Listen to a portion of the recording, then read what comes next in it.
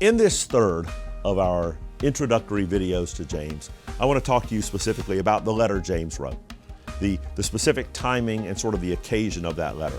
In our earlier videos, we've talked about the life of James, how he was an unbeliever during the earthly ministry of Jesus, probably in no small part because having grown up in the shadow of one who was God incarnate, there might have been a little resentment. There might have been some sibling dynamics there that made it really hard to imagine that my brother is the King of Kings and Lord of Lords.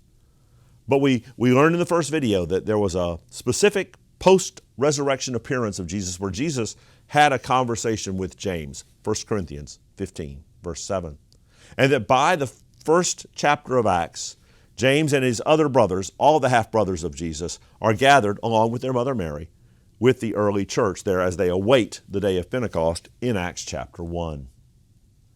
In our second video of the series, we traced the development of the elder body of the church at Jerusalem and saw that by the mid-AD 40s, James has emerged as the lead pastor, the first among equals, of the elders that are leading the church at Jerusalem, a position he holds probably for most of the rest of the book of Acts, for 15, 16 years that we know of, and who knows how many years past that.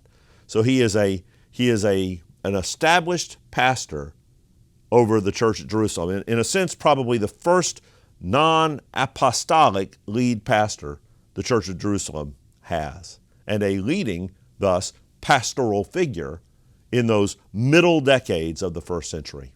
So when did he write the book of James?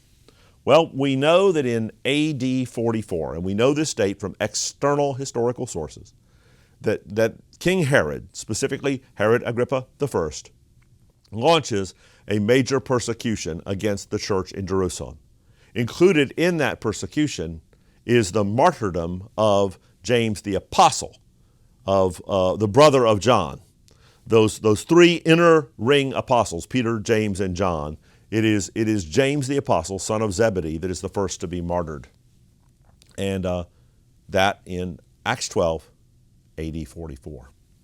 Bookend that with Acts 15, which is the Jerusalem Council, where, as we discussed in our last video, the church leadership of the church at large gathered, apostles, elders, and missionaries gathered to discuss the affirmation that we shall teach a gospel of grace alone, faith alone, even as Gentiles unacquainted with the law are brought into the church to worship alongside their Jewish brothers. In that Jerusalem Council, there's a succinct dealing with the issue of the gospel of grace apart from works and its relationship with the law. That, I believe, establishes a bookend to the possible time frame for the Gospel of James. Simply put, James was present at the Jerusalem Council. The book of James speaks to some of the same issues, but the book of James does not mention the Jerusalem Council. Why not? I think simply because it had not happened yet.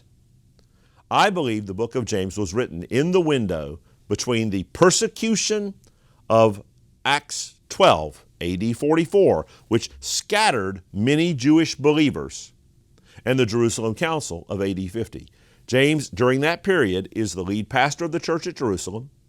Those Jewish believers have been scattered out to the area around Jerusalem, and there are questions about how do we manage holy living in a mixed Gentile-Jew environment.